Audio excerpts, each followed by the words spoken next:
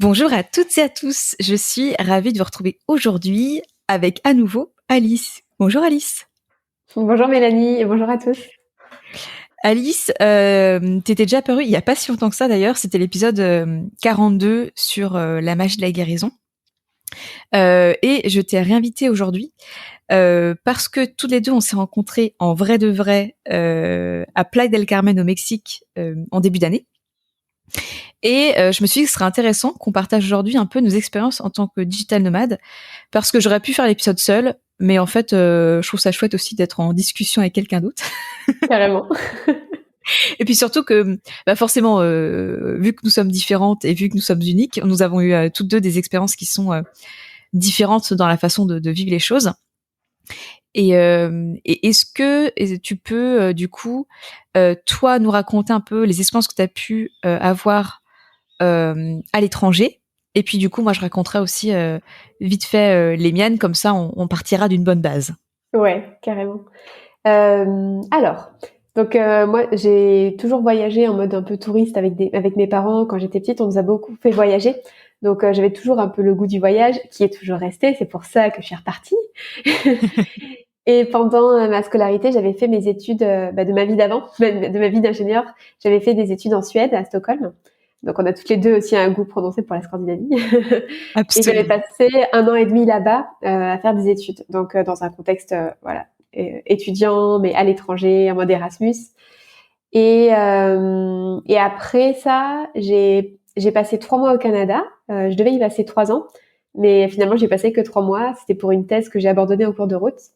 Et là, pour le coup, c'était plus en mode vraiment travail. C'était plus en mode étudiant, quoi. Et bon, ces 3 mois, ils s'étaient pas très bien passés pour moi. Il y avait plein de choses qui allaient pas, à la fois dans le travail, à la fois dans l'environnement dans lequel j'étais. Et puis, la vie fait que l'expérience au Canada s'est soldée par un accident de voiture qui m'a Wow. fait rentrer en France un peu plus vite que prévu.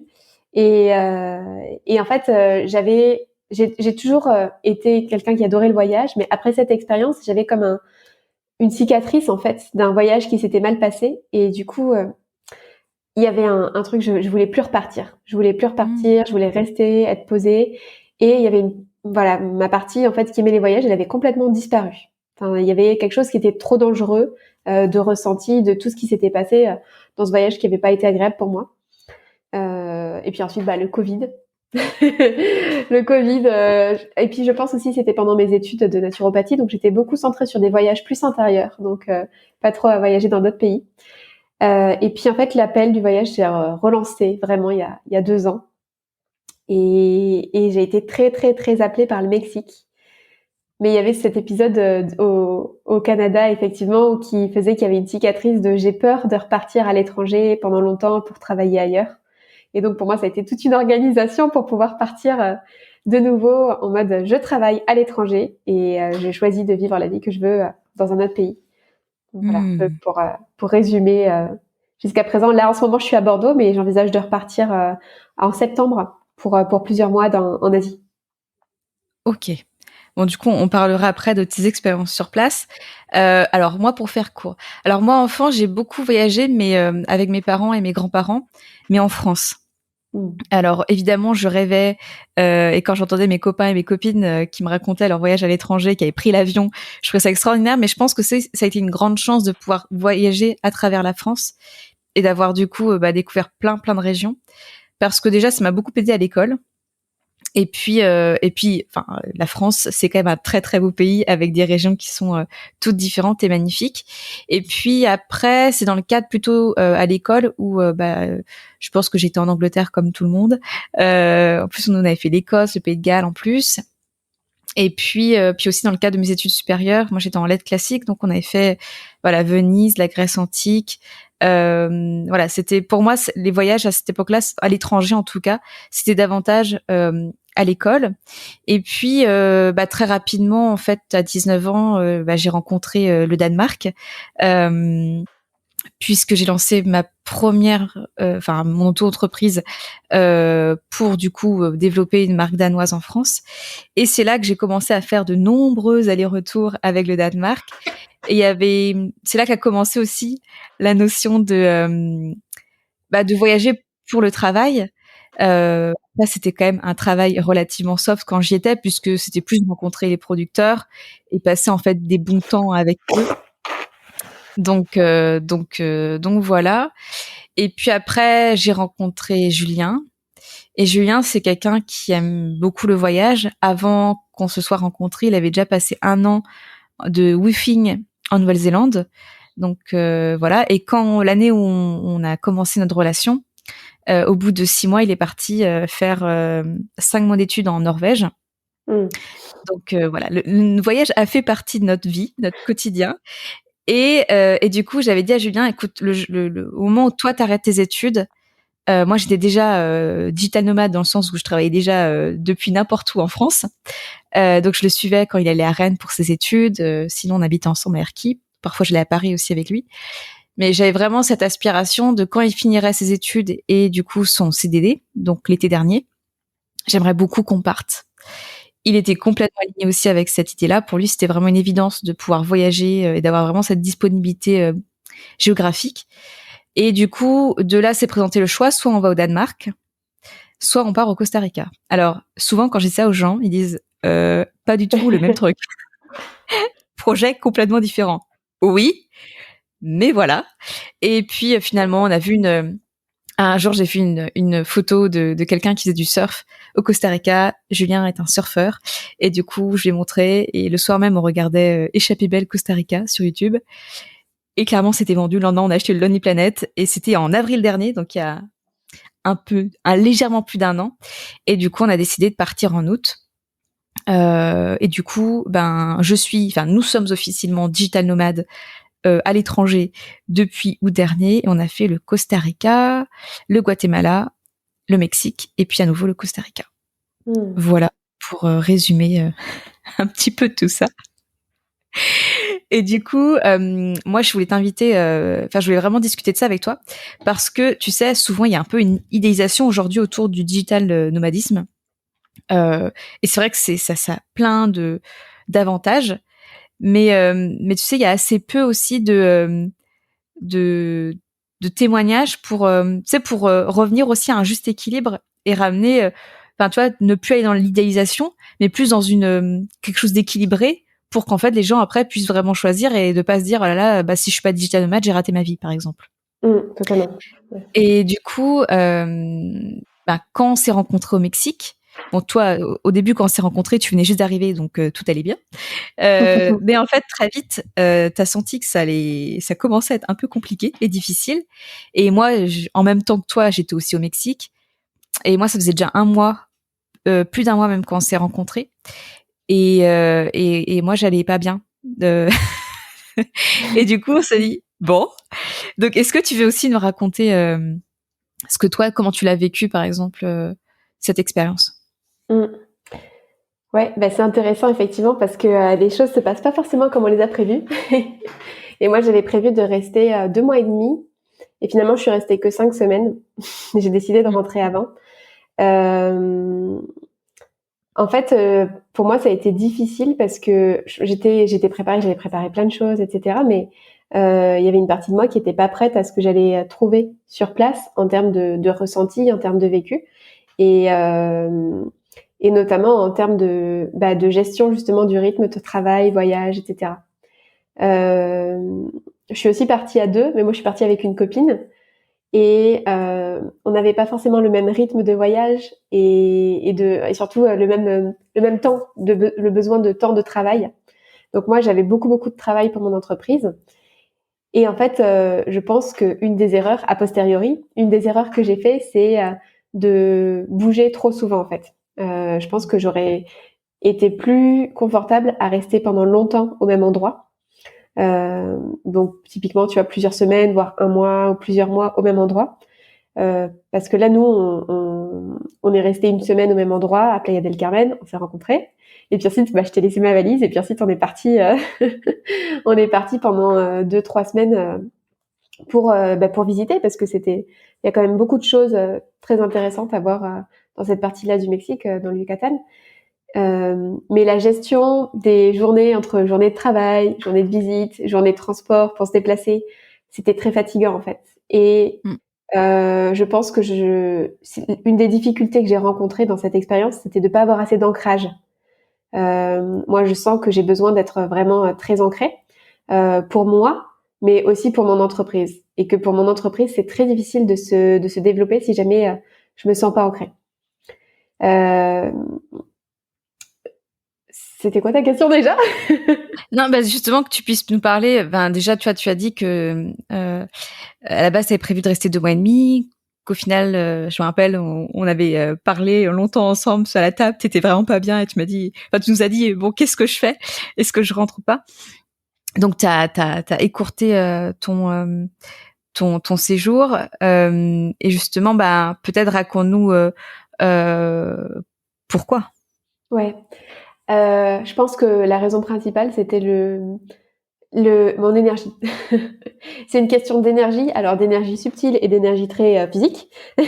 Mais déjà, concrètement, j'ai eu l'impression de m'épuiser là-bas. Donc, il y avait ce rythme que j'ai eu du mal à trouver, mais il n'y avait pas que ça. J'ai eu l'impression, et là, c'est très bizarre, mais j'ai eu l'impression de me vider de ma substance vitale, d'avoir une fuite, comme si toute mon énergie partait, et ne revenait pas. Et du coup, c'était épuisant. Donc, je pouvais plus rien faire. J'avais pas assez de jus pour quoi que ce soit. Et en fait, il y a un moment, c'était plus possible. Donc, on en a parlé, mais c'est vrai que le lieu du Yucatan, puis toi, peut-être que tu pourras partager aussi ton ressenti par rapport à ça, mais c'est un endroit quand même qui est très particulier d'un point de vue énergétique, justement sur le comme terre. Et ça, je pense que ça convient pas à tout le monde. En tout cas, ça convient pas à tout le monde à n'importe quel moment. Et moi, je pense que c'était pas le bon moment pour moi pour aller me confronter à ces énergies-là. Donc, en fait, pour répondre à ta question, ce qui m'a fait rentrer plus tôt, c'est juste que j'étais complètement épuisée et c'était impossible de rester sur place plus longtemps dans ces conditions-là. Donc, est venu le moment où je me suis dit, OK, faut que je parte. Et du coup, c'était soit je pars ailleurs, dans un autre pays, soit je rentre en France. Et partir dans un autre pays, ça m'aurait demandé beaucoup d'adaptation, de nouveau, à trouver un nouveau logement, à trouver de nouvelles habitudes, à trouver des nouveaux endroits, à trouver des fruits et des légumes bio, à continuer à rester dans une langue étrangère, etc. Et je pense que le plus simple pour moi pour récupérer de l'énergie rapidement, c'était de rentrer en France, de retrouver ma routine, de retrouver mes habitudes. Et c'était beaucoup plus simple pour moi. C'est pour ça que j'ai fait cette décision.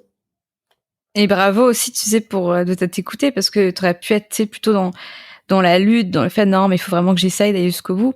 Et et t'as évoqué juste au début de ce podcast que du coup t'envisageais aussi en septembre de repartir. Donc tu vois, c'est aussi c'est beau parce que avant de partir au Mexique, t'avais quand même cette blessure du coup et ce rappel, ce trauma un petit peu de ce que t'as vécu au Canada. T'es allé au-delà et t'aurais pu, tu vois, encore une fois te dire bon bah en fait clairement c'est pas pour moi. Et en fait, bah si, t'as envie de repartir. Donc peut-être que tu nous raconteras ça juste après. Mais je vais rester du coup sur la notion du Mexique et du Yucatan. C'est vrai que, alors, nous, quand on est arrivé au Costa Rica, le Costa Rica, énergétiquement, on n'est pas du tout pareil. C'est une terre qui régénère énormément. Il y a une abondance phénoménale. Il y a aussi, c'est une nature qui est très protégée ici. Donc, ce qui est le contraire du Mexique où quand même comment dire la terre, la nature, elle est quand même peu protégée. Elle est d'ailleurs quand même pas mal rasée, en tout cas tout le bord de mer pour construire beaucoup d'hôtels privés et de beach clubs et tout ce qu'on veut. Euh, et c'est vrai que nous, dès qu'on est arrivé, euh, on dort beaucoup au Costa Rica, mais je pense qu'en fait c'est aussi un besoin. Quand on est arrivé, il y avait vraiment ce besoin d'apaiser le système nerveux qui avait été un peu stressé depuis des années en France. Mm. Et puis il y avait en fait moi c'est la première fois que je découvrais le climat tropical et je trouve que ça m'a amené à avoir un autre rapport au corps aussi. Bah déjà on est beaucoup plus, enfin on est constamment dénudé, on vit en maillot de bain, en short et en débardeur ou en robe. Donc ça qui a un autre rapport au corps. Et puis bah on a rencontré aussi rapidement des personnes ici qui partageaient les mêmes valeurs. Donc ça aussi c'est très très soutenant parce que là pour le coup ça changeait vraiment de la France. Euh, et puis bah après on est allé en fait pour un visa run à Tulum en octobre. Mais c'était 5 jours et en fait on a pris ce qu'il y avait de mieux à Tulum, c'est-à-dire qu'on est allé à la plage, on a fait des bons restos et puis aussi vite on est parti. Et c'est vrai qu'en plus on avait bien aimé, c'était une énergie assez douce, légère, un peu style pause vacances quoi. Mhm. Et on avait découvert la mer des Caraïbes. Et moi, j'avais vraiment aimé la mer des Caraïbes. Donc, dans ma tête, je me suis dit, ah tiens, si un jour on peut peut-être y rester un peu plus, ça serait sympa. Voilà pour la petite graine qui a été semée. Et puis on est rentré au Costa Rica, il nous restait 2 mois, et on a choisi de passer décembre au Guatemala. Et là, le Guatemala, en fait, je pense que, tu vois, on a vécu un petit peu ce que toi t'as vécu, dans le sens où on a visité plein d'endroits, et en gros, tous les 3 jours presque, on changeait d'Airbnb. Mhm. Et clairement, heureusement, on était plutôt en vacances, donc c'est ça on n'avait pas de rendez-vous, de travail particulier à faire. C'était vraiment dans notre tête le mois de décembre. C'était la fin de l'année, on voulait vraiment profiter. C'était nos vacances. Mais, euh, mais clairement, c'est épuisant en fait, surtout quand on a des grands bagages, parce que nous, bah, on se trimballait en fait avec tous nos bagages qu'on avait depuis le Costa Rica. Donc, c'est 2 bagages de soute et puis un bagage à main et deux sacs à dos, et de devoir tout défaire, refaire, ne pas pouvoir faire de machine, attendre.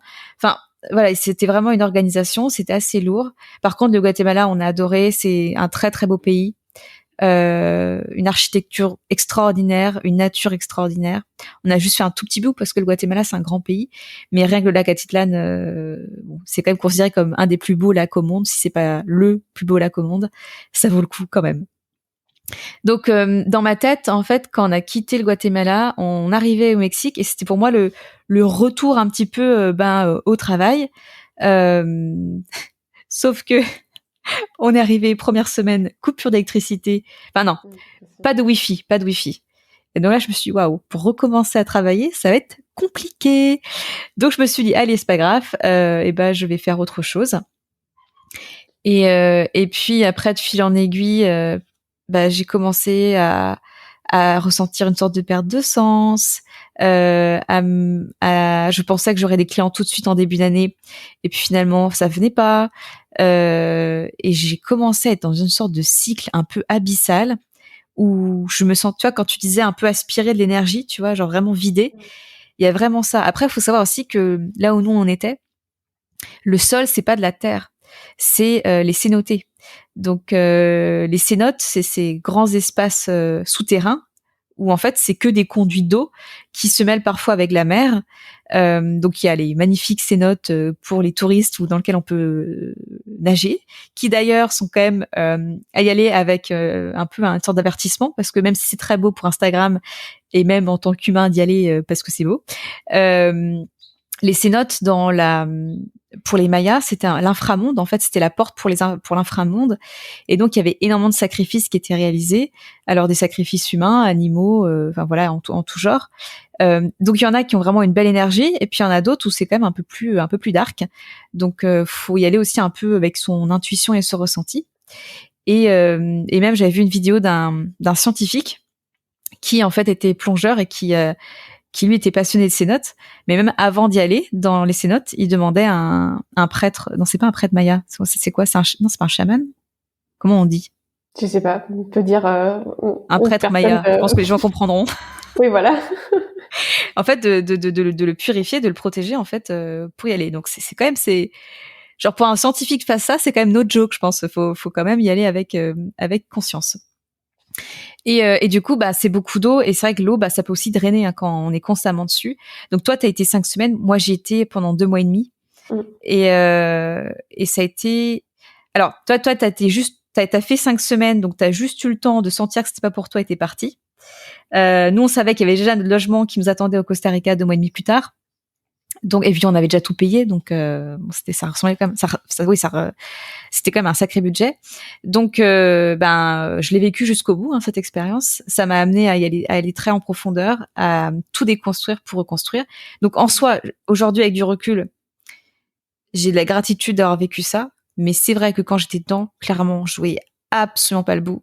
Et quand on est arrivé mi-mars au Costa Rica, c'est là où j'ai vu en fait que mon système nerveux avait été surstimulé, et j'ai été dans une sorte d'un apaisement global. Mais tu vois, je sentais vraiment que t'avais comme si le corps pouvait enfin se redéposer quelque part, quoi. Mm. Et là, on arrive mi-mai, et là, je ressens qu'il y a à nouveau de la circulation d'énergie. La vie recircule en moi. Mais du coup, purée, ça a été une sacrée expérience, ouais. Ouais. C'est pareil, ça m'a pris beaucoup de temps pour me régénérer complètement en rentrant du Mexique. Je pense que ça m'a pris à peu près un mois, voire plus, pour me sentir vraiment reposée, régénérée et retrouver mon énergie d'avant. Comme quoi, alors voilà, nous on a eu exactement la même expérience. Il y a d'autres personnes qui voyagent au Mexique qui n'ont pas la même expérience, mais on a aussi eu des partages de personnes qui ont vécu aussi le même genre de choses que nous. Il y a le lieu, et puis après, effectivement, il y a aussi la manière dont on vit sur place, qui est différente. Et après, ça, pour le coup, on n'a pas vécu exactement les mêmes choses, mais c'est intéressant de voir justement qu'en en vivant de manière différente sur place, on a ressenti la même chose au Mexique. Comme quoi, finalement, les lieux où on va, c'est pas anodin. Oui. Et d'où l'importance, comme je te disais en off avant qu'on commence, mais moi je vais faire une séance d'astrocartographie très bientôt justement pour aller regarder un peu les lieux qui peuvent me convenir et le type d'énergie qu'il peut y avoir pour moi, puisque ça dépend évidemment de notre unicité ça. Et du coup c'est vrai que moi je me sentais pas prête à ce moment-là de ma vie à plonger dans quelque chose comme ça d'aussi profond, aussi shadow work que ce que toi tu as fait. C'est pour ça que j'ai décidé de partir, tu vois. Et comme tu dis, Eh ben, c'était pas c'est évident tout comme à fait entendable. Enfin, ouais, tu t'es respecté aussi dans ce ouais. ressenti. Et c'était pas évident comme décision hein, parce que quand on se projette sur un voyage, etc., on a envie que ça marche et d'aller jusqu'au bout. Mais je pense que les meilleures décisions à faire, c'est de s'écouter soi et de vraiment écouter ses ressentis. Et finalement, c'est le meilleur cadeau que j'ai pu faire à mon corps parce que je pense que si jamais j'étais restée 2 mois et demi comme prévu au départ, aujourd'hui, je ne serais pas dans le même état. J'imagine. Tu sais, moi, il y a cette phrase qui, pour moi, euh, prend vraiment tout son sens en 2023. C'est ma vérité vient de l'intérieur. Et de toutes les expériences que j'ai depuis ce début d'année, je le vois, ça se revalide à chaque fois. Ouais. Et, et tu sais, ça vient aussi nourrir l'énergie. Pas je suis assez et je suis suffisante et je sais ce qu'il y a de mieux pour moi. Et du coup, c'est vraiment beau que tu aies eu cette écoute.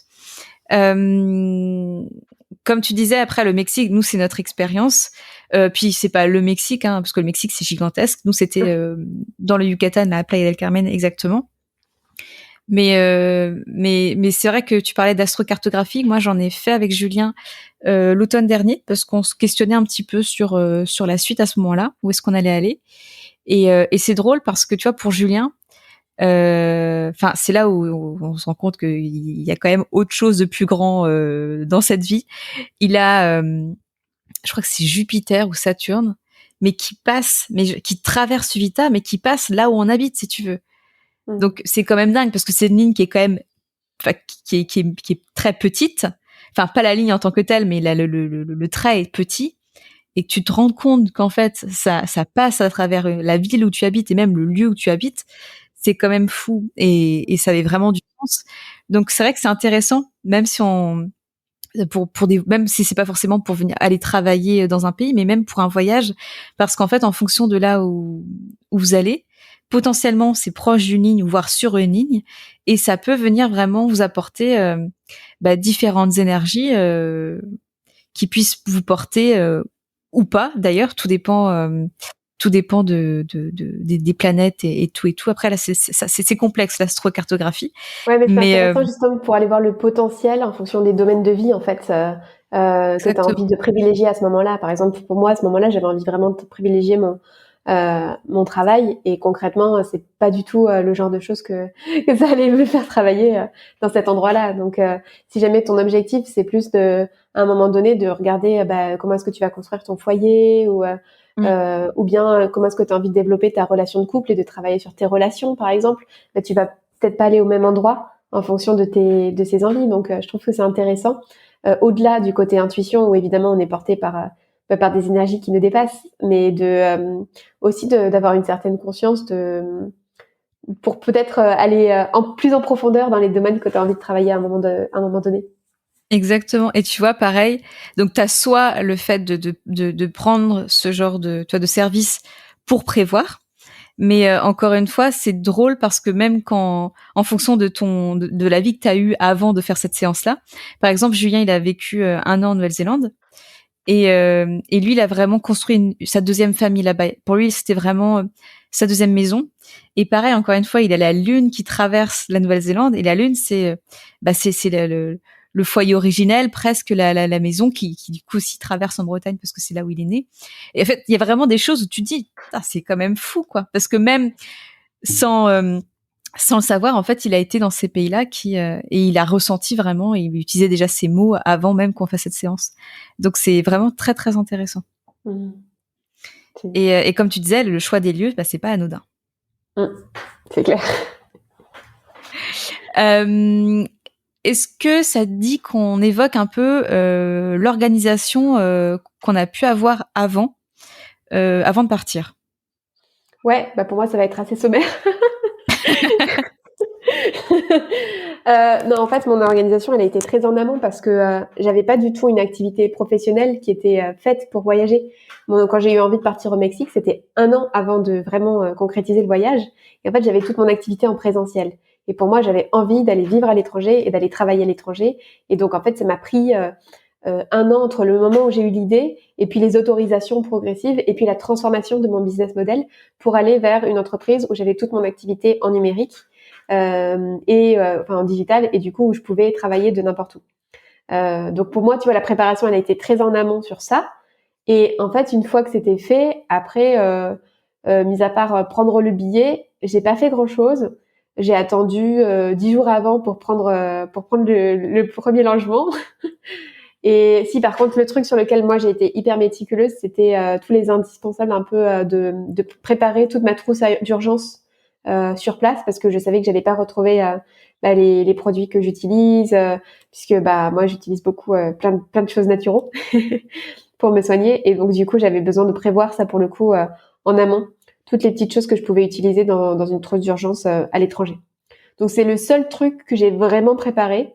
Le Mexique, il n'y a pas besoin de visa, donc ça j'avais vérifié. J'avais pris quand même une carte bancaire qui me permette de payer sans frais sur place. Voilà, et puis après c'est vrai que je me suis beaucoup reposée sur mon amie Léonore, qui elle avait déjà eu des expériences au Mexique, et du coup qui m'a un peu guidée aussi sur justement ce qu'il pouvait y avoir à prévoir. Donc je me suis beaucoup reposée sur elle et j'ai pas préparé grand chose. C'est bien aussi. Ah ouais, c'est bien. Moi, ce que je peux partager, du coup, tout ça a été rapide parce que moi, j'avais déjà du coup une entreprise qui me permettait d'être à l'international, parce que moi, j'ai une entreprise internationale. Et puis ça a été rapide parce que on a acheté les billets d'avion en mai. Et pour moi, c'était hyper important d'avoir au moins un logement pour 2 mois. Après, je savais qu'on pourrait gérer. D'ailleurs, il fallait savoir si le Costa Rica nous plaisait, parce que pour le coup, on connaissait pas. Mais au moins de savoir que pour moi, c'était rassurant de savoir que j'avais un logement pour 2 mois. Donc ça a été fait courant mai. Pareil, le Costa Rica nécessite pas de visa. En fait, alors au Mexique, quand tu rentres au Mexique, t'as un visa touristique automatique de 180 jours, donc 6 mois. Au Costa Rica, c'est différent. La majeure partie d'ailleurs des pays d'Amérique centrale, c'est 90 jours, donc 3 mois. Mais là, pareil, ça nécessite rien. C'est juste quand tu passes à l'immigration, à l'aéroport, t'as ton tampon, en fait, tout simplement. Et puis pareil, carte bancaire Revolut qui permet de payer l'international sans frais. Et puis même j'avais pas pris spécifiquement de carte SIM pour mon portable. Je m'étais dit je verrai ça sur place. Et voilà. Puis en fait on est parti. Alors évidemment, comme tu dis, il y a des indispensables. Il y a déjà faut penser à ce qu'il fasse chaud. Donc c'est prendre la garde-robe d'été, on va dire. Nous on a de la chance, on a pu stocker toutes nos affaires. Parce que là, nous, on est vraiment partis. Toi, t'avais toujours ton appart. C'était juste momentané. Mais c'est vrai que nous, on est vraiment partis. Donc, on avait rendu notre appartement et on a pu tout stocker chez le papa de Julien. Mais c'est vrai que finalement, on se rend compte qu'une valise, ça se remplit vachement vite. Ouais. Que le poids aussi, il est 20 kilos ou 20, je crois que c'est plus 22 ou 21 kilos. Enfin bref, ça va, on y arrive très rapidement. Et du coup, c'est d'optimiser au maximum. Donc moi-même, j'avais même retiré des choses après de ma valise parce que je me dis que ça passerait pas. Mais pareil, vu que moi je me soigne de façon naturelle, j'ai ma trousse d'huile essentielle, j'ai mon argile, enfin bref, tout ça. Et ça, c'est pareil, je voulais être sûre d'en avoir parce que je savais pas si j'en trouverais sur place. Qu'est-ce que j'ai apporté vraiment? Puis tous les ustensiles de cuisine. enfin pas tous, je sais pas ramener une cuisine, mais au moins un éplucheur, enfin des trucs comme ça qu'on trouve pas forcément d'ailleurs dans les Airbnb. Oui, Là, c'est mes vrai. parents m'ont ramené récemment des torchons en coton. Ça change ma vie parce que par exemple ici ils utilisent beaucoup tout ce qui est polyester et microfibre. Je déteste essuyer avec ça. Donc c'est vrai que bon à l'avenir j'en en apporterai dans ma valise. Et puis voilà, je crois que c'était un peu tout en termes d'organisation. Est-ce que toi, tu as d'autres idées au niveau des indispensables? Ouais, je réfléchis. Pour travailler en tant que digital nomade, Ah, moi j'ai mon support quand même d'ordinateur, mon clavier amovible, enfin tous les petits éléments qui me permettent de pouvoir recréer un bureau confortable, parce que je pense que c'est quand même hyper important de travailler dans des bonnes conditions. Donc ça, pour le coup, je me déplace toujours avec. Après, moi, pour travailler, j'ai plein de petits carnets. Donc malheureusement, ça a fait du poids. moi aussi, Mais j'en ai 5. je crois que j'en ai avoir 4 ou 5 aussi, tu vois. Donc et c'est vrai que ça rajoute du poids, mais pour moi, j'ai vraiment besoin d'avoir ces supports écrits au-delà de l'ordinateur sur lequel on peut faire plein de choses. Donc ça, c'est important. 2 chargeurs parce qu'on ne sait pas ce qui peut se passer avec le premier. Euh, voilà, des batteries de secours, ce genre de choses. C'est vraiment des choses qui, pour le coup, quand tu sais que tu vas travailler et que tu sais pas trop si jamais tu as une urgence, même, tu vois, il y a quelque chose que j'ai pas fait mais que j'aurais aimé faire, c'était prendre une tablette en plus, tu vois, ou quelque chose comme ça, au cas où mon ordinateur tombe en panne ou que j'ai un accident d'ordi, de pouvoir travailler sur autre chose. Je l'ai pas fait cette fois-ci, mais la prochaine fois, je pense que je le ferai parce que, enfin voilà, si jamais j'avais eu un problème avec mon ordi, bah, je pense pas que j'aurais réussi dans la journée à aller dans un dans un Apple Store puisque j'ai un Mac. Enfin bon, ouais. Mais il y en a un. Enfin, c'est pas un Apple, c'est un Apple Store. Non, c'est pas un Apple Store, c'est un revendeur Apple à Playa del Carmen. En fait, enfin, moi, ce que j'ai envie de dire, c'est que ça sert à rien non plus parce que c'est quand même des gros budgets. Enfin, moi, évidemment, j'ai mon ordi aussi, mon Mac. Bah, toi, j'avais une caméra qui était vraiment nulle. Donc, grâce à toi, j'avais passé des petites commandes et du coup, tu m'avais apporté une super caméra. Bah, j'ai tout le matériel de podcast. J'avais pensé aussi à acheter une tablette, mais pareil, en fait, c'est des budgets. Et par exemple, au Costa Rica, clairement, on peut pas acheter, on peut même pas se faire livrer. Donc là, ça aurait été compliqué. Mais tu vois, au Mexique, tu peux facilement acheter une tablette. Puis en plus, là, on s'en fiche. Il y a même pas la question du clavier AZERTY ou quoi que ce soit. Donc, en fonction des pays où vous allez, vous pouvez toujours aussi acheter sur place. Ouais. Mais en fonction, tout dépend où est-ce que vous choisissez d'aller. Et tu vois, par exemple, moi, pour le podcast, j'avais lancé mon podcast un mois avant de partir au Mexique. Et du coup, j'avais fait le choix de pas prendre de micro et de juste enregistrer avec mon kit main libre parce que je savais que j'allais partir. J'avais pas envie de rajouter ça comme poids dans la voiture. Donc, j'ai fait un compromis sur la qualité qui, ceci dit, je pense que reste quand même très correct. Oui. Et pour moi, en fait, finalement, ça m'a vraiment soulagée parce que je savais que voilà, j'avais pas ça à emporter en plus dans ma valise. Mm. Donc voilà. Après, tu vois, sur tout ce qui, enfin moi oui, je pense que vraiment le plus gros de ma valise, c'était bon évidemment les vêtements, un peu pour tous les temps, mais bon quand tu pars dans un pays chaud en général, c'est quand même plutôt plutôt léger. Mais bon voilà, tu sais jamais, si jamais tu vas sur le volcan au Guatemala, t'as peut-être besoin d'avoir un gros pull quand même. Oui. Et après pour moi oui, la trousse d'urgence, bah c'était, j'avais fait l'année dernière, j'avais fait un programme en ligne spécifique sur comment gérer les urgences en voyage et pendant l'été. Et donc en fait, j'ai juste réouvert mon programme en ligne et puis je me suis refait ma to-do list de qu'est-ce qu'il fallait que j'emporte. Donc Pratique. c'était très pratique, c'était mon petit mémo à moi pour être sûr de rien oublier. Alors le décalage horaire, les problèmes digestifs en voyage, etc. J'ai tout repris et puis j'ai fait OK, c'est bon. J'adore. Ouais, bah pareil, et aussi moi par rapport aux vêtements. Alors toi, je sais pas si t'as ressenti ça, mais c'est vrai que moi Julien m'avait dit très rapidement parce que lui, du coup, quand il était en Nouvelle-Zélande, il était en backpacker, donc il avait juste un gros sac à dos. Et il m'avait dit, mais tu sais, on se rend pas compte, mais ça sert à rien d'avoir beaucoup de vêtements parce qu'on porte toujours les mêmes. Et puis tant qu'on peut les laver, en fait, c'est pas grave, quoi. Enfin, arrête de penser qu'il faut que tu t'amènes la moitié de tes vêtements d'été. Et pour moi, j'étais genre non mais je vais pas non plus amener genre 3 t-shirts, un short, c'est pas possible quoi. Et en fait, avec du recul, je sais que j'ai amené trop de vêtements, qu'il y en a que j'ai pas porté, ou tu sais même des shorts qui finalement sont pas très confort, bah forcément en fait instinctivement je mets toujours ceux qui sont agréables. Euh, donc c'est vrai qu'on a tendance à vouloir rapporter un peu tout ce qu'on a de chez nous, mais honnêtement et à l'avenir je ferai autrement. Mais c'est vrai qu'on n'a pas besoin de tant que ça de vêtements. Ouais, je pense qu'entre une première, deuxième, troisième expérience, petit à petit, tu enlèves des choses de ta valise, tu sais. Et J'avoue, alors, ok, t'as il y tout un avait bagage à ça, main. hop, tuc, tuc, tuc. Exactement. Ou alors il y a des choses où tu sais que tu prendras à l'avenir parce que t'avais pas et que ça te manque. Mais ouais, carrément. Par contre, Alice, j'ai juste cherché mon chargeur parce que mon portable, Oui, pas de souci.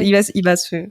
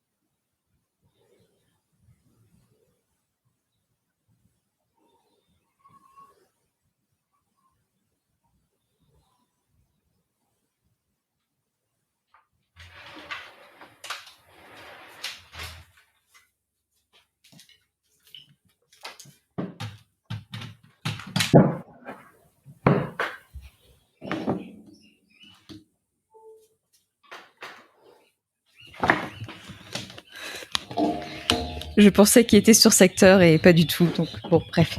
J'aurais pu dire plein de bêtises entre temps, mais bon, finalement, je l'ai pas Tout à fait. fait. Du coup, après on enchaîne sur quoi Bah, on peut faire Loge. logement, ouais, logement rapidement. Ouais. Ouais. Ok.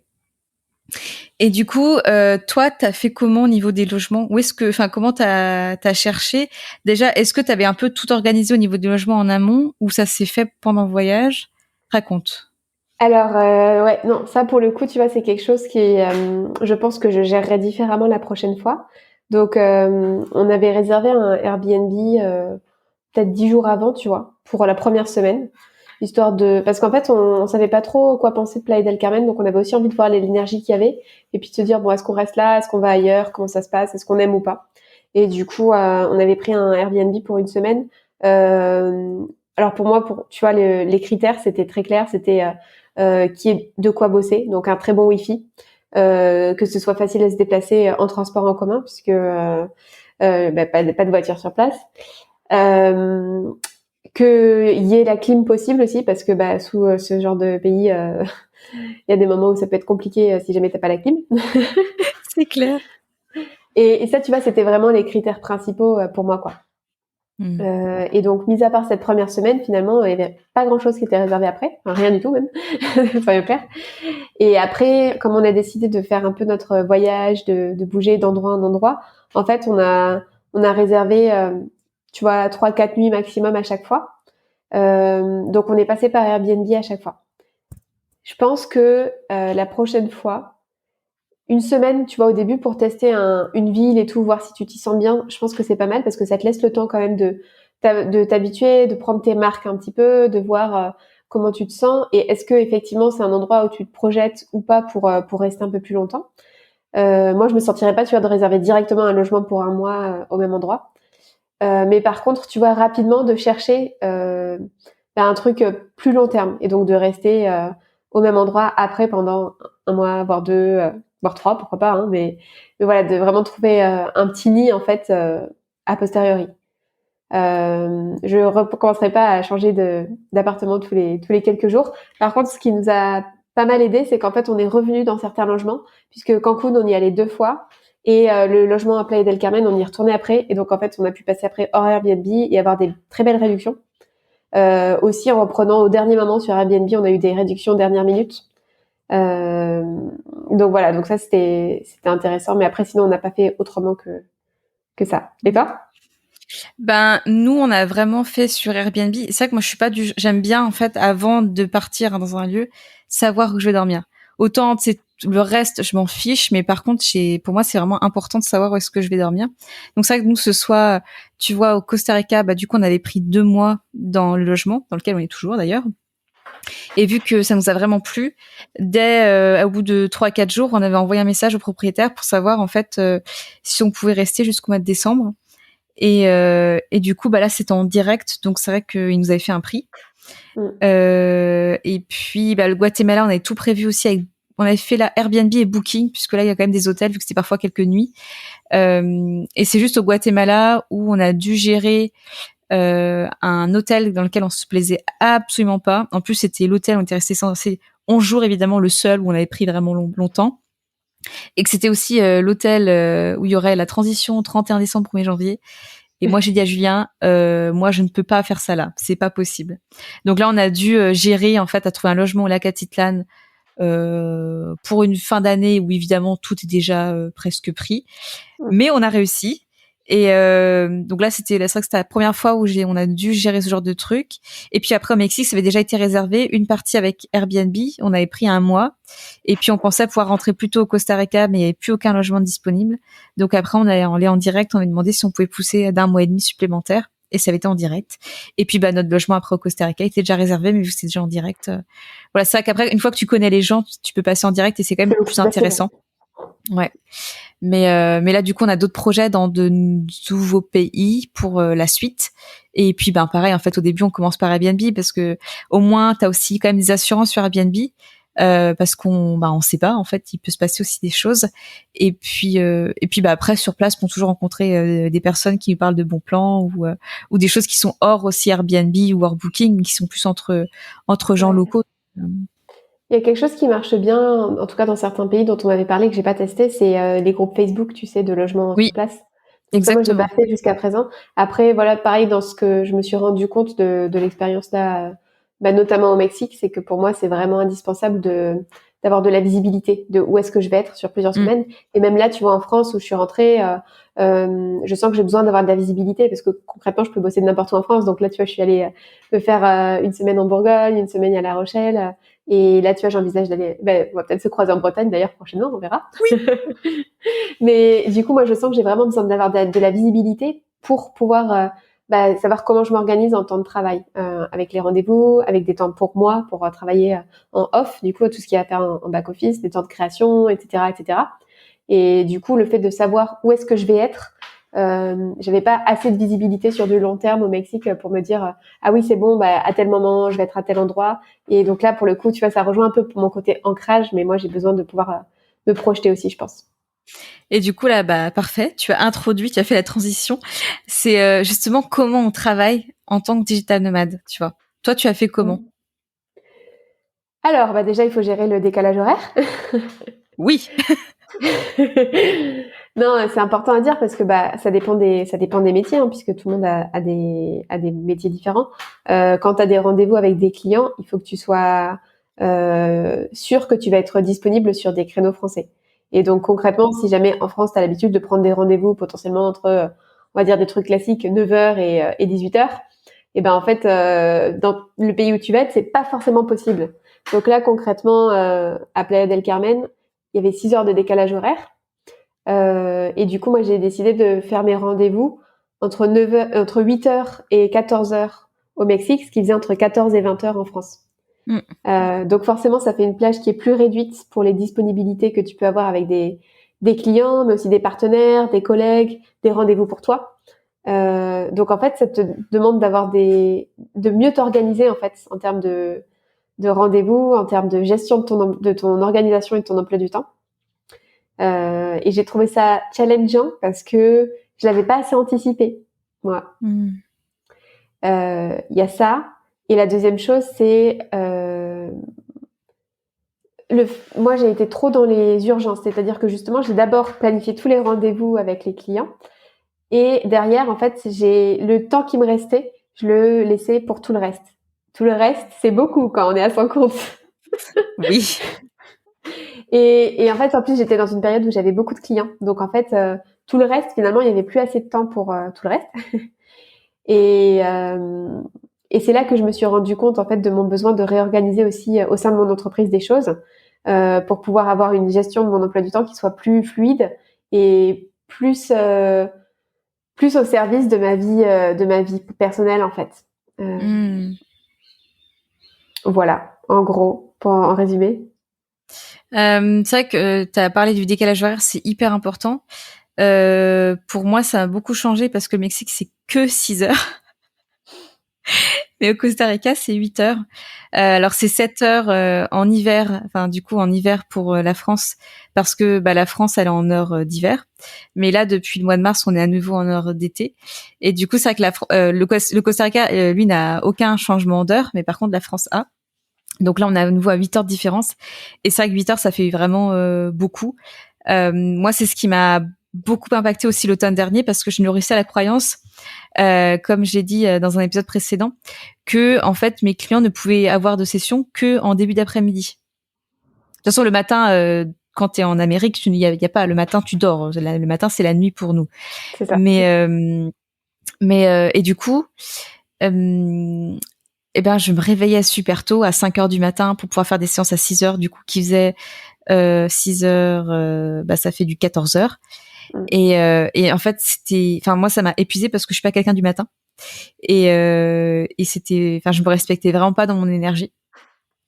Donc ça que ben faut aussi avoir des vigilances. Et puis bah quand on se connaît, par exemple quand on sait qu'on n'est pas du matin, bah de prendre en compte. Et en fait depuis que j'ai pris que j'ai eu une prise de conscience à ce sujet, ben comme par hasard, j'ai que des clients que ça arrange où c'est ok pour elles de faire en milieu d'après-midi ou en fin d'après-midi ou même en début de soirée. Donc en fait, à chaque fois, on arrive à s'arranger, il y a pas de problème. Mais c'est juste, ben comme tu dis en fait, d'avoir ça déjà, de le savoir pour après mieux s'organiser. Et puis ça veut dire aussi que bah, pour nous du coup, quand sur le continent américain, l'après-midi, la France, elle va commencer à aller dormir. Donc après, c'est aussi un temps que moi je trouve très confortable de ne plus avoir de notifications, Ah oui. d'être un peu coupé. Et ça fait aussi un temps, bah, soit où du coup on peut travailler. Moi aussi l'après-midi, ben en ce moment j'ai besoin de sieste, donc je dors. Euh, c'est un peu un temps hors du temps que j'apprécie beaucoup. Ouais. Ah, je te rejoins totalement. Pour moi, c'était extraordinaire de d'avoir justement ce temps l'après-midi, enfin fin d'après-midi et soirée, où tu sais que t'as aucune sollicitation en fait, Mm. que t'es dans ta bulle, qu'il y a voilà, qui peut rien se passer. Par contre, moi, j'ai trouvé ça difficile aussi à gérer par rapport à mon entourage qui était en France, donc les amis, la famille, parce que bah tu sais en général. Les coups de fil, t'essaies de pas trop les prendre sur tes horaires de travail ou tu vois, de pas dans les moments où tu te sens bien pour travailler. Et le truc, c'est que pour moi, les moments où je me sentais bien pour travailler, eh ben, c'était plus justement l'après-midi. Sauf que l'après-midi, du coup, c'était la soirée en France. Et finalement, bah, comme le matin en France, moi, c'était la nuit, donc je dormais. L'après-midi en France, c'était le moment où je travaillais, où j'avais mes sessions avec les clients. Et donc finalement, c'était compliqué de trouver des moments de jongler justement entre la partie boulot et la partie vie perso Mm. pour gérer le décalage horaire. Donc Ouais, et je ça, pense. ouais. Vas-y. Non, non, Non, mais en voilà, fait, ce que je voulais dire, c'est que je pense aussi qu'il y a des gens, tu sais, qui disent, ah là là, mais moi, si je fais ça, j'aurais pas l'espace, j'aurais pas l'énergie pour travailler. Et je comprends tout à fait. Et c'est vrai que je pense qu'au début, c'est aussi un temps d'adaptation. Toi, tu avais commencé en faisant que ça soit une semaine de vacances, je crois, ta première ouais, semaine.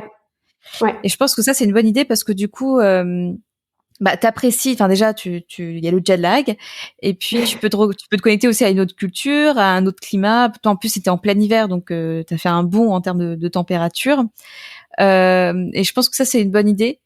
Et je pense aussi que peut-être qu'il faut un peu se lâcher la grappe.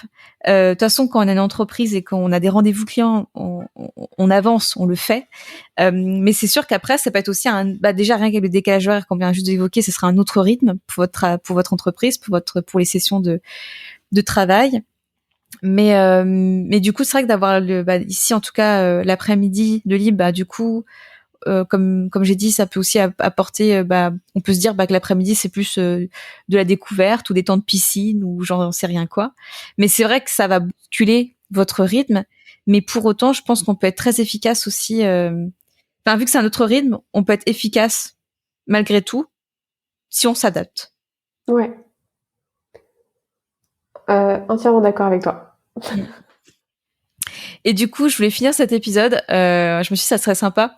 Tu sais, qu'on chacune on nomme, je sais pas, 3 astuces ou 3 tips chacune pour peut-être des personnes qui ont envie de passer le pas, tu vois, du digital nomadisme, ou voilà, qui sont en train d'hésiter, ou que ça pourrait être vraiment un truc hyper utile à savoir ou à avoir en tête avant de partir. Ok, et ben j'ai le premier. Vas-y. Le premier, j'en ai pas parlé, mais pour moi, en fait, l'étape qu'il m'a fallu pour pouvoir partir au Mexique, c'était de faire un court voyage avant. Et du coup, tu vois, donc je suis partie au Mexique en février 2023. Et en fait, en octobre 2022, je suis partie pour 5 jours au Portugal. Et du coup, j'ai décidé de faire un voyage toute seule, pas très loin, mais dans un autre pays, pas très longtemps, mais voilà, suffisamment longtemps pour que ce soit plus qu'un week-end et pour pouvoir travailler sur place. Et pour moi, ça a été top parce que ça a été l'occasion d'expérimenter comment je me sentais sur place, comment c'était pour moi d'être toute seule dans un autre pays. Et j'ai trouvé ça très intéressant comme expérience parce que du coup, en fait, ça a été comme tu sais, un step de confiance en soi, de dire bah oui, je peux le faire en fait. D'autant plus que moi, j'avais eu ce truc de mais le Canada s'est mal passé, est-ce que je vais être capable de repartir, etc. Et du coup, le fait d'avoir cette étape intermédiaire avant de partir plusieurs mois ou plusieurs semaines ailleurs, d'avoir ce step-là. Et d'ailleurs, c'était très drôle parce que j'étais censée rester 5 jours, mais finalement, en fait, mon avion de retour avait été annulé et j'avais été obligée de rester 3 jours de plus. Et donc, comme moi, mon objectif de ce voyage, c'était un peu me montrer que j'étais capable de me débrouiller toute seule dans un autre pays, là, je pouvais pas avoir plus adéquat comme expérience. Merci la vie. C'est ça. Et du coup, c'est vrai que j'en suis ressortie. Je me suis dit, mais si je peux gérer un avion qui est annulé dans un pays où je parle pas la langue, mais c'est bon, quoi, je peux tout faire. Parce qu'en plus, 3 jours de plus, tu sais, t'as pas prévu les vêtements, t'as pas le logement, t'as pas, enfin voilà, faut tout refaire, quoi. Donc, voilà, je me suis dit, c'est bon, Ouais. si je peux faire ça, je peux repartir. Et pour moi, le fait d'avoir une étape intermédiaire quand on veut se lancer comme ça dans un grand projet, c'est quand même, ça fait du bien. Et même deux, hein, si jamais il y a besoin de plusieurs étapes, faire plusieurs étapes. Ouais, c'est une bonne astuce. Moi, je dirais aussi de se rendre compte du budget. C'est vrai que souvent, quand on est européen ou occidentaux, on a l'impression que les pays, en fait, d'ailleurs, sont des pays forcément moins onéreux. Et en fait, alors, il y en a. Je pense par exemple en particulier en Asie. Alors, Asie style Thaïlande, Cambodge, Indonésie. Oui, c'est vrai. Le budget du coup peut être réduit.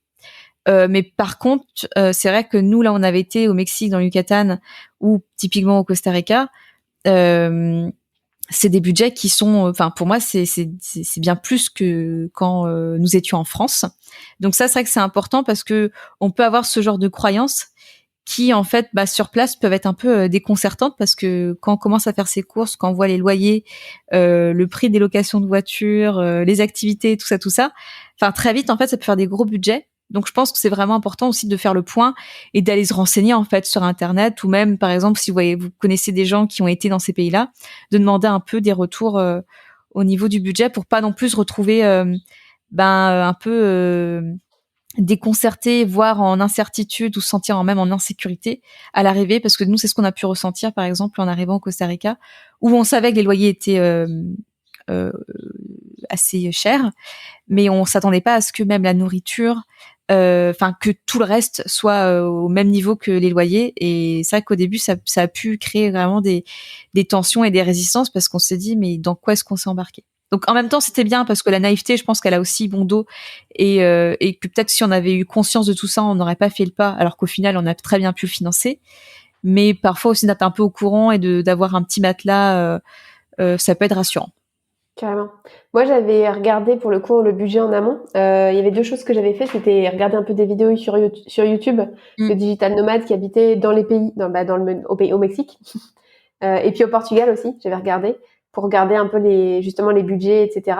Et il y a un autre truc aussi, c'est il y a un site qui s'appelle Tour du Mondiste, et en fait, Oui. il te donne, tu sais, par pays, le budget en fonction des durées des séjours. Et du coup, forcément, plus tu restes longtemps, plus ton budget il est bas par rapport à des séjours courts. Et du coup, j'avais trouvé que c'était une bonne indication de se baser sur typiquement un séjour de 1 mois, puisque ça reste un séjour quand même qui est pas un séjour juste de vacances, quoi. Et je trouvais que c'était assez adéquat comme représentation du budget finalement que moi j'ai eu au Mexique, quoi. Ouais. Par D'ailleurs, contre, je il y a un mettrais, truc, oui, vas-y. pardon, il y a un truc en termes de budget auquel j'avais pas songé moi avant, mais au Mexique, il y a la culture des tips dont on n'a pas parlé, Ah oui, les pourboires. Et en fait, c'est vrai qu'en France, on n'est pas du tout habitué à ça, contrairement à la culture anglo-saxonne, américaine, canadienne. Et du coup, en fait, le fait de pas avoir le même montant à payer que ce qui a marqué sur le ticket de caisse, c'est quelque chose qui a été très déconcertant pour moi, parce que je trouve qu'il y a une sorte de je ne sais plus en fait combien je dépense. Et puis le fait d'avoir des ratios en fait, enfin les pesos, je sais plus, 200 pesos c'est 10 euros je crois. Hein. En oui. fait, ça te fait des montants qui te paraissent exorbitants et du coup, euh, tu te retrouves aussi avec des locaux à négocier, des prix de taxi, des prix de n'importe quoi. Et en fait, il y a quelque chose qui est très particulier dans le rapport à l'argent, je trouve, que ça induit ce genre de choses, enfin cette culture du pourboire, cette culture de la négociation des prix, à laquelle j'étais pas du tout confrontée et qui moi m'a vraiment changé quelque chose aussi dans mon rapport à l'argent pendant ce voyage. Je sais pas comment toi tu l'as vécu. Ouais, c'est intéressant. Bah, c'est vrai que non, au Costa Rica, il n'y a pas cette culture du pourboire. Alors vu qu'il y a énormément de Canadiens et d'Américains, j'imagine que eux ils donnent des pourboires en plus parce que c'est vraiment dans leur culture.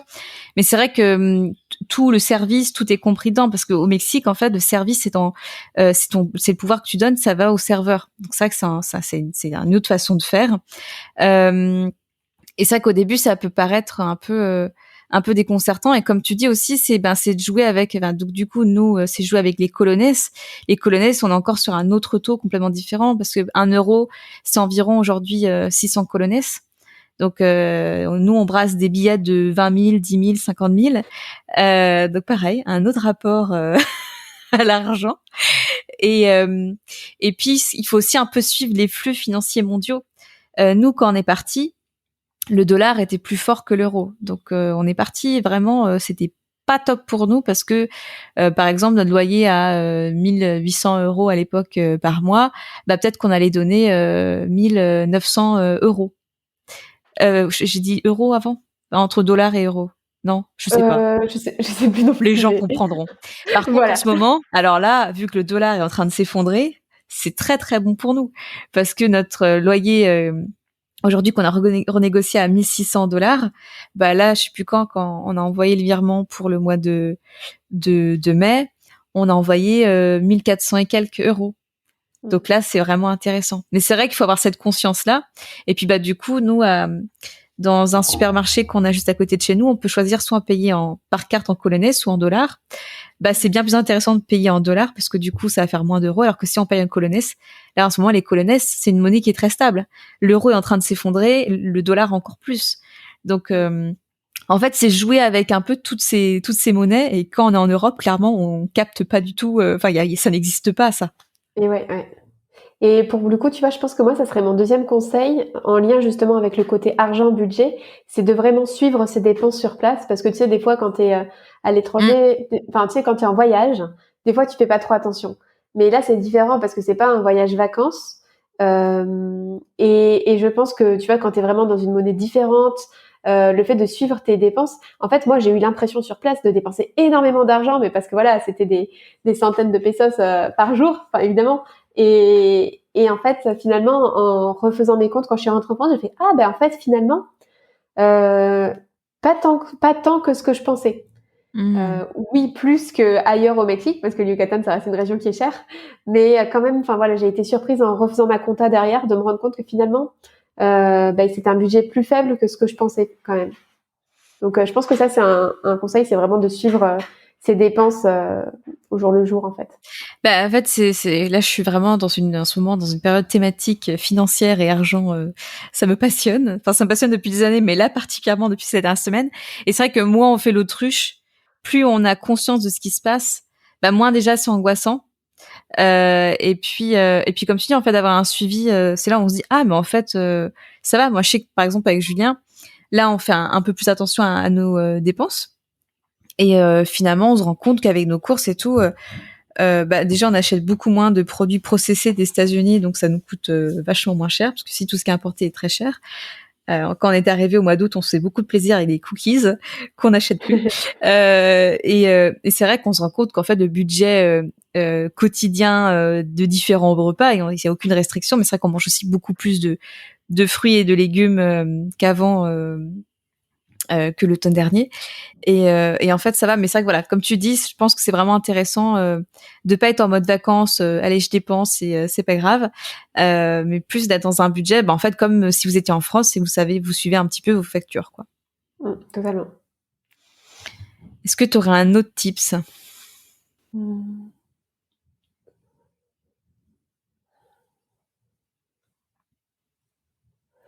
De suivre vraiment, de se connaître soi en fait, de se connaître soi et d'être attentif aux expériences qu'on vit, parce qu'en fait on sait jamais trop quand on part en voyage qu'est-ce que ça va nous faire travailler.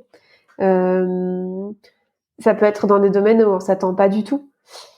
Et finalement, le fait de se connaître et de connaître ses besoins, de quoi est-ce qu'on a besoin en fait pour se sentir bien, ça permet d'avoir comme une espèce d'ancrage, tu vois, pour si jamais pendant le voyage il y a un truc où ça va pas, se dire ok, c'est quoi mes besoins d'habitude et en quoi est-ce que là il y a des choses qui sont différentes et dont je suis déconnectée. Moi, c'est ce qui s'est passé, c'est un moment où j'ai commencé à plus être bien quand ça allait pas. J'ai repris, je me suis dit ok, c'est quoi mes besoins essentiels, et en fait je me suis rendu compte que dans mes besoins essentiels il y en avait plein dont j'étais déconnectée, parce que on a beaucoup voyagé dans des villes et en fait finalement moi j'ai besoin de beaucoup de nature, donc j'étais pas suffisamment immergée dans de la nature. Là au niveau nourriture, trouver des fruits et des légumes bio c'est quand même très compliqué, donc c'est voire impossible hein, on va dire les choses Oui. comme ça. Et donc du coup forcément je sentais que ça affectait ma vitalité. Enfin voilà, il y avait plein d'éléments dans ce genre où je sentais que j'étais déconnectée de mes besoins. Et le fait d'en prendre conscience et du coup de voir, ok, sur quoi est-ce que je peux jouer et comment est-ce que je peux faire pour combler mes besoins vitaux, finalement, mes besoins pour me sentir bien, je pense que c'est quelque chose qui est indispensable, en fait, en voyage. Ouais, je suis d'accord avec toi. Moi, il y en a deux là qui sont venus à moi. Déjà, d'une part, tu as cité le site Tour du Mondiste, que je mettrai d'ailleurs dans la description. C'est une mine d'or, ce site. Il y a tout. Pour tous les pays, il y a toutes les assurances qui sont comparées, toutes les différentes cartes bancaires qui sont comparées, tout ce qu'il faut enfin, il y a vraiment même pour certains pays, enfin, il y a même vraiment des dossiers qui ont été créés. Donc, je vous mettrai ce site dans la description. C'est une mine d'or. Allez-y. Et de deux, j'ai envie de dire aussi qu'à un moment donné, faut expérimenter. Parce qu'on aura beau écouter toutes les vidéos ou les regarder, on aura beau écouter tous les podcasts, regarder des vies qui vous font rêver sur Instagram, si ça vous appelle, expérimentez. Et en fait, ça sera une expérience, que ce soit positif, négatif. De toute façon, la vie, elle est pas parfaite. Elle est imparfaitement parfaite. Et il y a une seule façon de savoir si ça vous convient, c'est d'expérimenter. Et tu vois, ça peut être aussi, encore une fois, comme tu as parlé tout à l'heure, là, de faire peut-être juste un essai en partant dans un pays proche, mais qui reste quand même des paysans, et même si c'est pour travailler juste une semaine, déjà de voir comment est-ce que vous le vivez. Et puis après, si vous êtes appelé à un pays bien plus loin, bien plus lointain, peut-être 1 mois, 2 mois, et puis vous verrez bien en fait. Je pense qu'à un moment donné, il faut le vivre. Qu'est-ce que t'en penses?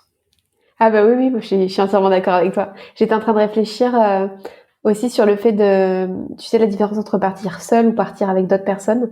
Et je pense qu'en fait, ça dépend, enfin, c'est des expériences qui sont complètement différentes. Moi, j'étais partie toute seule au Canada, j'étais partie toute seule au Portugal. Au Portugal, j'ai retrouvé quelqu'un sur place, du coup, que j'ai vu plusieurs fois. Enfin, j'étais pas dans le même logement, mais voilà, que je connaissais. Et au Canada, je connaissais personne. Et au Mexique, je suis partie avec quelqu'un. En fait, à chaque fois, c'est des expériences humaines qui sont complètement différentes, parce que je pense que quand t'es à deux, il y a quelque chose de très rassurant, parce que tu sais que l'autre est là si jamais il y a besoin, qu'il y a des complémentarités qui se font. Il y a aussi des enjeux, parce que forcément t'es deux, mais dans un pays étranger, donc du coup t'es peut-être plus isolé. Enfin, c'est peut-être plus difficile, en tout cas, de sortir de sa bulle de deux pour aller lier du contact avec d'autres. Quand t'es tout seul, c'est plus facile, mais quand t'es tout seul, bah c'est sûr que quand il se passe quelque chose où t'es pas bien, bah t'es tout seul par définition. Donc je pense que c'est juste des expériences différentes et que toute expérience est bonne à prendre. Encore une Ouais. fois, ça dépend de ce qui tente le plus et ce avec lequel on se sent aussi peut-être le plus à l'aise pour commencer, pour faire une sortie de zone de confort, mais pas trop grande pour y aller petit à petit, quoi. Ouais, merci de rajouter ça parce que c'est vrai que comme tu dis, c'est des expériences humaines complètement différentes et quand on est seul, forcément qu'on a une ouverture à l'autre qui est aussi différente. Puis il y a plus le côté débrouille et puis élargissement de zone de confort. Et quand on est à deux, ben oui, c'est bien plus confortable. Puis c'est pas le même rythme de vie non plus. Et comme tu dis, je pense que les deux sont valables et les deux sont vraiment intéressante. Alors, je suis pas partie seule sur du long terme. J'ai fait plein de séjours seuls. Et c'est vrai que si j'avais été à deux, ces expériences-là, elles seraient pas déroulées comme elles ont pu se dérouler. Et en même temps, je suis très heureuse de pouvoir vivre avec notre couple cette expérience du Costa Rica, parce que pour moi là c'est un choix de vie. C'est au-delà de comment dire d'une aspiration soudaine, c'est un choix de vie qu'on a en commun et je trouve ça extraordinaire de pouvoir le vivre avec Julien. Donc Carrément. et ça n'empêche pas, en fait, le truc c'est qu'aussi pareil, quand vous choisissez un logement, quand vous prenez juste un appart ou une maison isolée, ben pareil, vous rencontrerez pas forcément grand monde, mais c'est vrai que nous au Costa Rica, on est sur un grand terrain avec dessus il y a 5 maisons et puis une piscine en commun. Et ça nous a fait rencontrer tellement de monde et vraiment d'horizons différents, de pays différents. Et c'est vrai que c'est une configuration qui permet où chacun est dans son intimité, dans j'ai le mot oui privacy, oui ça doit être intimité je Ouais. pense. Et puis en même temps il y a la piscine en commun. Et puis forcément qu'il y a des échanges, il y a des rencontres et ça peut être très enrichissant. Alors il y a des rencontres, voilà, on va juste discuter 5 minutes et puis c'est tout. Et puis il y en a d'autres avec qui on a vraiment lié des grandes amitiés et puis ça aussi c'est très soutenant. Donc c'est important d'avoir Carrément. aussi cette notion-là de comment sera votre environnement quand vous décidez d'un endroit. Carrément. Écoute Alice, on a officiellement battu le record de mon épisode le plus long. Eh ben écoute, je suis contente d'avoir bâti ce record avec toi, mais c'est vrai qu'il y a tellement de choses à partager. En fait, On pourrait encore parler 1 heure, je pense. Ouais, mais... Mais là, je pense qu'on a fait quand même pas mal le tour. En tout cas, de ce qui avait à être dit aujourd'hui. Qu'est-ce que t'en penses? ouais, je pense que c'était quand même assez exhaustif. On a parlé de beaucoup de choses. Si jamais tes auditeurs ont des questions, on pourra refaire un épisode plus tard. Envoyez-moi les questions et je réinviterai Alice. Et puis, du coup, je mettrai aussi dans la bio ta trousse d'été ou ta Ah trousse ouais. de secours à l'étranger. Comme ça, si ça parle et que ça peut aider certaines personnes à se préparer, c'est parfait. Et puis voilà. Nous se retrouvons normalement en France, Si là tout se dans passe 20 bien, jours. tu vas On prend m'apprendre le l'avion. breton. Je vais t'apprendre le breton. Comme ça, tu pourras lire ton nouveau livre d'Harry Potter en breton. C'est un Exactement. sacré challenge. Et puis voilà. J'espère que cet épisode vous a plu. Et, euh, et puis moi, je vous dis à vendredi prochain. Et puis toi, Alice, je te dis à tout bientôt. À bientôt, Mélanie. Au revoir tout le monde.